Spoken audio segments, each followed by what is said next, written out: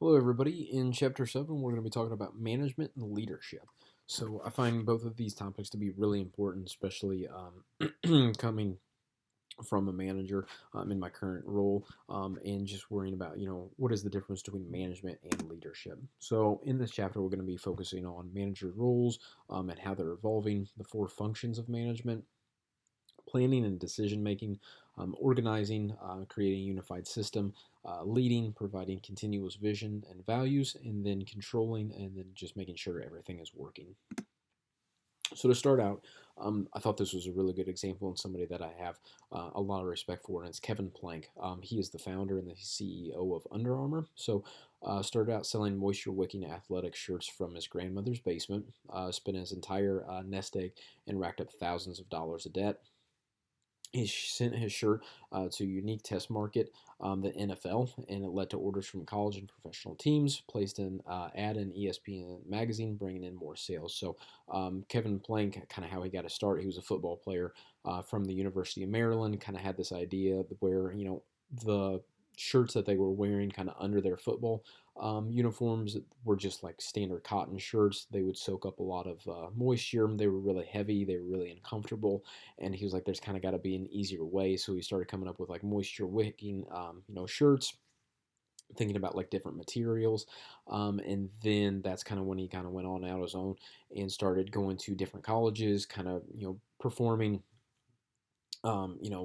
different functions with the shirts and showing them like how much it can save as far as like moisture goes, and it ended up working out really well for him and ended up kind of taking off, and now I mean Under Armour is this giant corporation that's really taken off. I mean, I think it was 2 years ago it was number two behind Nike, and it's an organization that I really like to support just because before Under Armour, I mean, we really didn't have too many different types of fabrics. I mean, it was pretty much cotton. You'd get some polyester a little bit. But now, when you look across the landscape, I mean, all these athletic companies are offering all sorts of different fabrics and different types of styles and different variations of it. And it's all thanks to Under Armour and kind of how they disrupted the market with what they did in their different fabrics. So, love Kevin Plank, love Under Armour, and just wanted to share that with you guys. So, a manager's role, managers today, they tend to be collaborative, emphasize teams and building teams. We guide, train, support, motivate, coach employees, need to be skilled communicators, team players, and need to be globally prepared.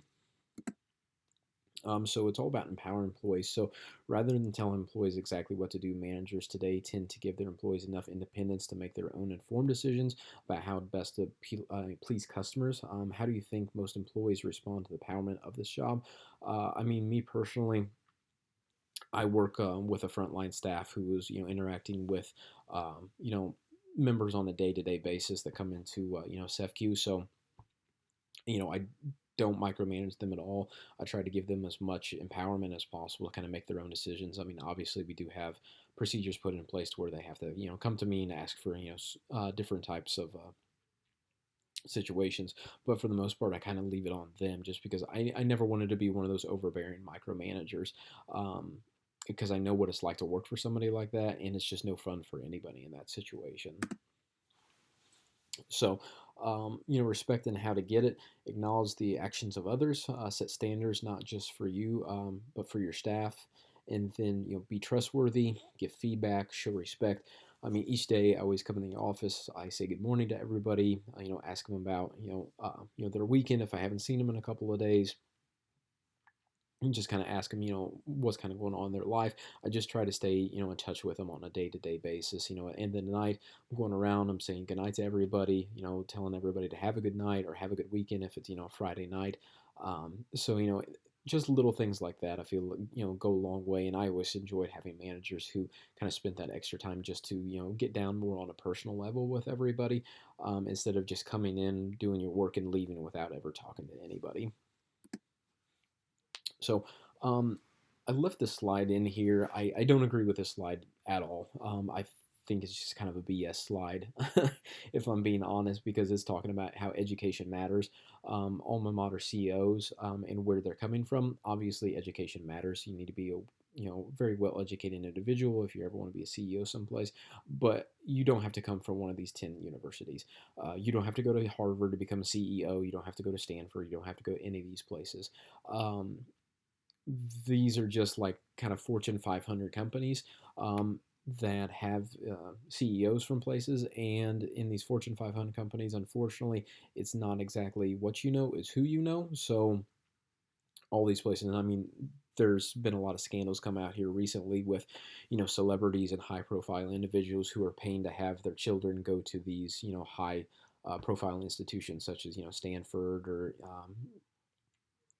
Harvard, Yale, different places like that, and they're paying tons of money. And now, the government's kind of stepping in, and a lot of people are going to jail over it. But I left this in here not so much to tell you guys like you can't become CEO. It's more of a, you know, we should prove this list wrong. You don't have to go to Harvard to become a CEO of someplace. I mean, you can go here to Lincoln Land, you can go to UIS, you can start at a corporation, you can work your way up through the ladder, and you can become CEO. One of the best examples of that is the former CEO of Caterpillar. He went to Millikan in Decatur, spent 4 years there. He ended up getting his MBA at the University of Illinois, and then he went to Caterpillar. He was there for a long time, worked his way up, and he became CEO. So, I mean, that's just a classic example of you don't have to go through an Ivy League school to become a CEO of a Fortune 500 company. So, kind of get back to that original point of, whenever you are, working your way through the ranks, CEOs are oftentimes appointed within the organization. So, if you look here, um, from 2004 to 2007, it was a little bit less than it is from 2012 to 2015, but 74% of the CEOs came from within their own organization. 14% came as a company outsider, and the 9%, was something else. So whether maybe it was a CEO that retired and then ended up coming back to the organization, something along those lines. So when it comes to management, there are 4 functions. So we have planning, organizing, leading, and controlling. We're going to go through those functions one by one. So for planning, you have setting organizational goals, developing strategies, determining resources needed, and setting precise standards. As far as leading goes, guiding, motivating employees to work effectively, giving assignments, explaining routines, clarifying policies, procedures, providing feedback on performing. Organizing, we're talking about allocating resources, preparing a structure, organizational charts, recruiting, selecting, training, developing employees, place employees where they'll be most effective. And then controlling, we've got measuring results against corporate objectives, monitoring performance, rewarding outstanding performance, and then taking corrective action when necessary. So every company in the world has a vision statement and a mission statement. These are 2 really important things to have, especially if you're starting a business. So a vision, that's more than a goal. It's an encompassing explanation of why the organization exists and where it's trying to go. Mission statement, that's an outline of the fundamental purpose of an organization, including the organization's self-concept, its philosophy, long-term survival needs, customer needs, social responsibility, and then natures of products or services. So the mission statement at CEFCU is to improve the financial well-being of our members through our services and our products. So we live that statement pretty much every day just by coming into work. We're there to help our members. We are providing them with the best service and the best products possible. So goals, broad long-term accomplishments that you're hoping to accomplish. Objectives, very specific short-term statements dealing on how you're going to achieve the organizational goals.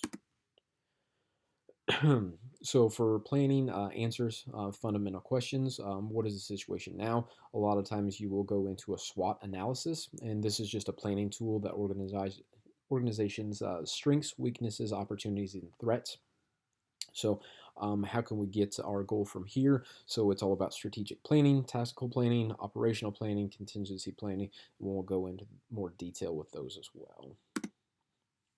So here's an example, of a SWOT matrix. So up on the left-hand corner, you've got your strengths, so your core competencies and key areas, and acknowledgement of market leader, potential weaknesses, no clear strategic direction, lack of managerial depth and talent, opportunities down there. We've got, ability of transfer to skills, technology, complacency among rival firms, and then threats, what's kind of going on around us. We've got entry to lower cost foreign competitors, rising sales and substitute products, slower market growth. So SWOT analysis is something that you can use at any organization to kind of break down, where your organization currently is, where you want to go in the future, and kind of the landscape around you, and what are your opportunities, what are your threats, kind of what's stopping you from becoming a bigger and better organization. And as far as forms of planning, we talked about the strategic planning, setting broad long range goals, think about strategy long term, tactical, the identification of specific short range, so tac team, very tactical, very short term, and then contingency planning, what is the backup plan in case the primary plan fails. And then we've got operational planning, which is the setting of work standards and schedules. So strategic planning, determining the major goals of the organization, tactical, what are those short-term statements, that what are you wanting to do, who is going to do it, and how it's going to be done.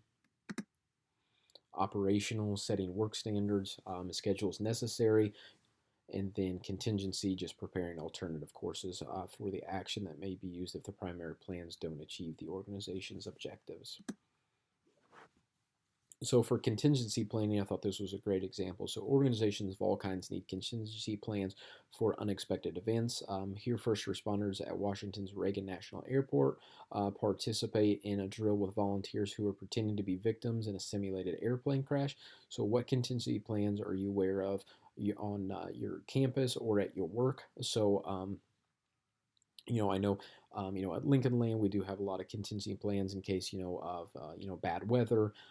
If we do have like an active shooter situation, even like, my own job at CEFCU, if we do have like a robbery, we have a contingency plan for that. So it's pretty much those kind of like hard to plan situations. You need to have a plan for them just because they are unique situations and you need to know kind of what you're doing. The likelihood of it happening, hoping are very slim to none, but you need to have a plan in place because you don't want to be kind of standing there not knowing what to do if that situation does arise. So decision making, that's just choosing among two or more alternatives, rational decision making model. You're defining the situation, describe and collect needed information, develop alternatives, decide which alternative is the best, do as indicated, and then determine whether decision was a good one, and to follow up on it. So for problem solving, just the overall process of solving the everyday problems that occur, less formal than decision making, and usually calls for quicker action. I see problem solving on a day-to-day basis at my job. So problem solving technique include brainstorming and PMI, listing all the pluses and for a solution in one column and all the minuses in another, and the implications in a third one. So anytime I have any sort of like bigger decision to make that I have a little more time to take on the decision, I will make a list of pros and cons. We've got management levels here. So we've got top management, which is going to be your highest level. That's consisting of your president or other key company executives, such as your CEO, COO, CTO, things along those lines. You've got your middle management, includes general managers, division managers, your vice presidents.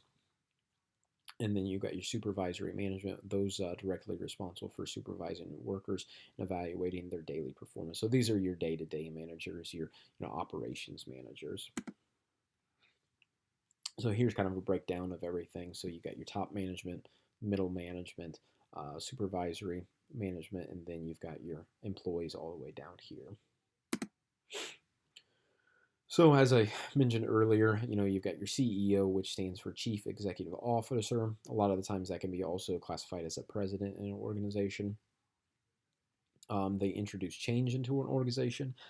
We got the COO, which is a Chief Operating Officer, and they implement CEO's changes. Chief Financial Officer, your CFO obtains funds, plans, budgets, collects funds, etc. Do a lot of accounting work. Your chief information officer, CIO, gets the right information to the right people so decisions can be made. One of the things that's not on here is the CTO, which is the chief technology officer. That's becoming a bigger role in today's organizations. So we've got technical skills here, which that's the ability to perform tasks in a specific discipline or department, very specialized kind of field. Human relations skills, communication, motivation, enabling managers to work through and with people. This is a really important thing to have if you're going to be a manager, just because if you are working with somebody else, you need to have people skills. And then conceptual skills, just the ability to picture the organization as a whole and the relationship among its various parts. So skills needed at various levels of management. If you're a top manager, you need technical skills, you need human relations skills, but conceptual skills, I mean, that's kind of like the most important part of your job. Middle managers, I would say between the three of them, they're all pretty equal as to what you need to do. And then the frontline managers, I mean, technical skills, that needs to be kind of what you're specializing in, just because you do have kind of a specific job to do on a day-to-day basis. So the most basic human relations skill, saying thank you has led to happier employees and greater profits for companies. I say thank you all the time, even for just the smallest of tasks, just because I want to show my employees that, I really appreciate, the work that they're doing for me, even if it is just something that, like getting a copy off the printer for me or something like that. I mean, thank yous go a long way. And it's just, even, throughout the year, just little things as, buying them lunch. Sitting down with them, thanking them for a great job that they did, whether it would be on a project. A couple weeks ago, I had a really difficult situation with a member, which one of my employees stepped in. She did a great job, kind of downplaying the situation, calmed the member down. I sat her down afterwards. I told her what a great job she did with it, and just recognizing those situations and letting them know that they are doing a great job. I mean, that goes a really long way. So, who should a manager thank? You've got your interns, so they're doing a lot of work for little money or no money at all if it's an unpaid internship, and they are the future of the company and the industry. So, a lot of you, being in college, if you're not working full time right now, maybe you're looking to get an internship here, in the summertime, or in the next couple of years, looking to get an internship. I had quite a few internships whenever I was in college. They really prepared me for an actual job whenever I got out of college. I enjoyed my internships just because it's kind of like a glimpse into kind of what your life is going to be like. You go in, you work for an organization for 3 to 4 months at a time, kind of figure out what the organization is all about, and also kind of helps you figure out like where you want to work and what kind of industry you want to work in. One of my internships I worked for was at a construction company for electrical contractor. Loved working there, loved the people that I worked with, but I just didn't know if I wanted to, make that like my full time career. And in the long run, I was glad that I ended up not doing it because I found a job that I really like doing right now. But it just kind of helps you make up your decision as you're going along. Lawyers, they many of them do pro bono work, which is just free work, even for not for profit companies. You definitely want to thank the people like that. The little people, I don't necessarily like that phrase, because you have like your mailroom, your repair, cleaning staff, keeping the office running day to day. I mean, some of those people are the most vital people in the organization, and they play a very important role. I mean, I would say that there's no small role within an organization. Everybody's doing their part to make sure that the organization is running as smoothly as possible, and we need contributions from everybody. So staffing, getting people in the right place, hiring, motivating, retaining the best people available to accomplish the company's objectives. Staffing is critical, especially in the internet and high tech careers. Many people are not willing to work at companies unless they are treated well and with fair pay. I would say, one of the things that I've always made a point to do is sit down with every employee that I've ever worked with and kind of figure out, what's their next 5 years look like? What are their interests? What kind of department they want to work in? What are their interests? What are their specialties? And then that way, if I can get them into a position to where, something that they really like, really passionate about, I mean, that's just going to benefit the organization in the long run. So, staffing is tricky business. So, here's some of the 6 sins of staffing. So, don't hire someone because someone else says so. So, if somebody comes with on a recommendation and they interview poorly, you don't necessarily have to hire them. I mean, I just ran into that situation not that long ago where I got a recommendation from a colleague saying, you should hire this person. Had great success with them in the past. Brought him in for an interview, and the interview was one of the worst interviews that I've ever gone through. This individual could barely answer any of the questions, and we ended up not hiring her. And it was, a great choice just because I feel like she would have been a really bad fit for the organization at that point. So, just because somebody says, might be a good idea, probably not the best in some of those situations. So, don't get caught up in applicants' appearances. I've had a lot of applicants who will come in. They always say, the first 3 seconds that you meet somebody, that's really important because that's that first impression that you're ever going to have of that individual. I've had really bad impressions of them within that first 3 seconds and then gone through an interview and they've blown me away.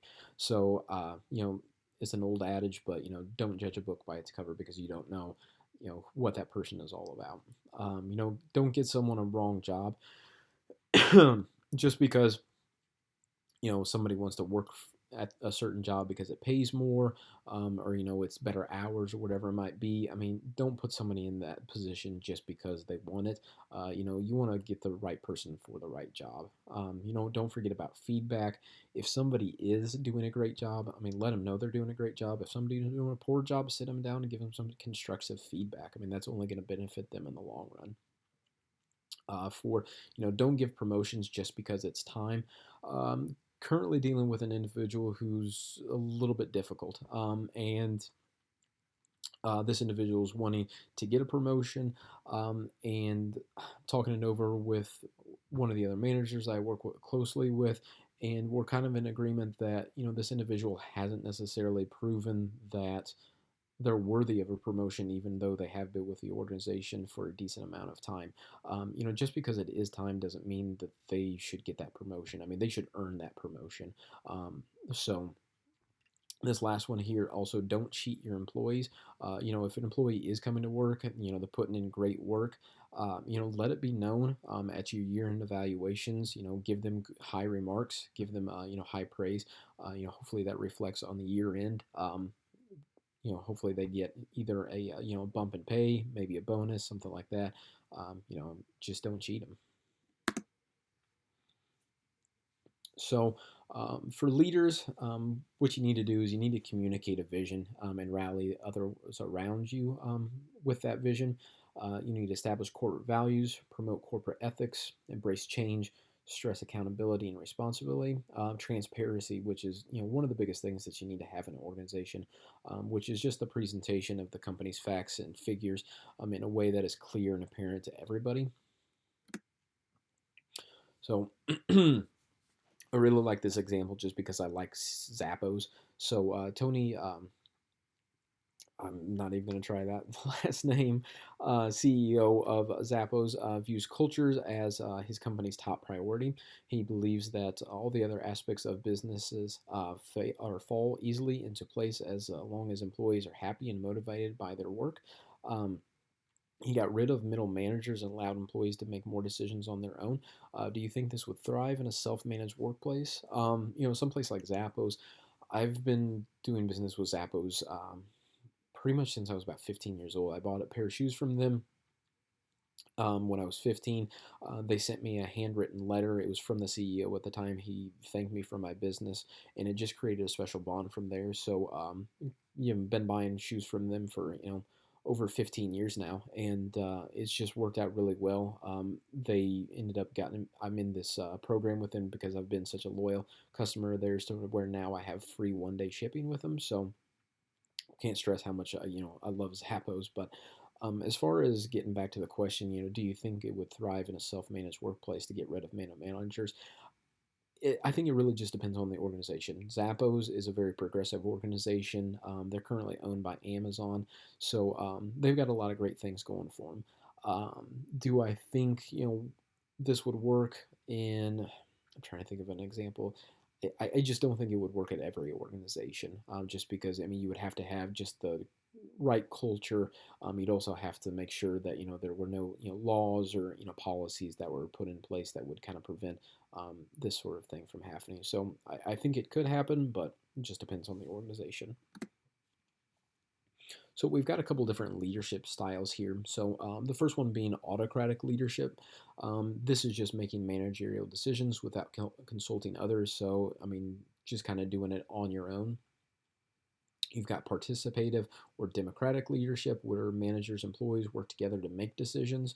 And then you've got free reign leadership, which is managers set objectives, employees are relatively free to do whatever it takes to accomplish those objectives.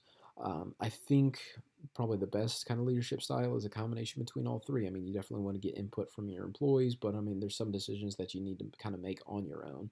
And then free reign, I mean, you want to get your employees as much free reign as possible, but sometimes it's not all that acceptable. So here's a chart here, just of authority, and then the area of freedom from a manager. So whether it's making a decision, they need to sell the decision, present the ideas, tentative decision, presents a problem that gets suggestions to make the decision. A manager defines limits and asks a group to make the decision, and then under free reign, manager permits employees to function within limits defined by their superior. So depending on kind of what you think you're wanting to be as a leader or as a manager, you can kind of put it up on the chart and kind of see where it fits. So empowering employees, progressive leaders give employees the authority to make decisions on their own without consulting a manager. Customer needs are handled quickly. Managers' roles become less of a boss and more of a coach, and then just enabling, giving workers the education and tools they need to make those decisions. Managing knowledge, knowledge management, just finding the right information, keeping the information in a readily accessible place, and making the information known to everyone in the firm. This tries to keep people from reinventing the wheel. Currently at CEFCU, we're kind of going through a knowledge management kind of overhaul, where we're making sure all of our systems have plenty amount of information, and we have one place where we can go to get information if we do have questions. So control, so this just measures performance relative to planned objectives, rewards people for the work well done, and then takes the necessary corrective action. And then performance in education. So one way colleges and universities measure their performance is to track the number of students who complete the degrees or who graduate within a certain number of years. What are some of the factors that could affect the achievement of this performance standard, and how do college administrators take corrective action when necessary? So I know pretty much every college likes to kind of brag about, we have a 90% graduation rate, or our students are employed full time within the first 6 months of graduating. I mean, there's all sorts of different kind of statistics that are kind of thrown out there. It's just kind of how do you view those statistics? As far as how can they correct some of these actions if they need to. I think they can just kind of go look and see what are we teaching our students, how are we teaching the students, are we really preparing them for life after college. I think Lincoln Land does a great job of that. So I mean, I think for the time being we're probably pretty set on that, but that might be something we have to look on to down the road. We talked about being a micromanager earlier. These are questions to ask if you think you are a micromanager or if you've become a micromanager. So, do you have to be in control constantly? Do you often check on employees for quality control? Do you often check on subordinates throughout the day? Do you second guess everything? Do you hold team meetings often? Do you rarely take vacations? Is there a lot of turnover? So, I mean, I would say the one thing on here, do you hold team meetings often? You know, I like to hold a lot of team meetings just because I like to keep my staff, you know, up to date and you know, communicate with them as much as possible. But yeah, I mean, it's not one of those things where I'm going around and I'm, you know, second guessing everything. You know, I take vacations when I want, you know, when time allows. And then, you know, is there a lot of turnover? Not currently. So, you know, hopefully I'm doing something right in my job to where, you know, I don't have a lot of employees, you know, quitting on me. But, you know, sometimes, you know, I have run into situations where we have had high turnover just because, you know, a former manager, you know, wasn't doing their best job possible, and they kind of translated it, you know, over to me, and you know, I just got into a bad situation at a bad time where employees were already starting to leave, and then, you know, I was kind of left there to clean up the mess. So, you know, I've definitely run into micromanagers. I've had micromanagers. Definitely not something that you want to be. So customer satisfaction. So you know, traditional forms of measuring success are financial. So you know, I mean, obviously, if your bottom line is doing well, then you would probably think that the customers are doing well, and they're very pleased. But you know, please employees, stakeholders, and customers is very important. External customers, you know, these are the dealers who buy products to sell to others, and ultimate customers, you know, who buy their products for their own use. And then you've got your internal customers, which are the individuals and units within the firm that receive services from other individuals or units. So these are some of the people that you probably don't think about when you think about the customers. But I mean, at the end of the day, pretty much everybody's a customer, and you got to keep them happy. And I mean, kind of goes back to that initial conversation we had about being a stakeholder. So you want to make sure all stakeholders are you know, happy. So that's all I got for chapter 7. We will see you in chapter 8.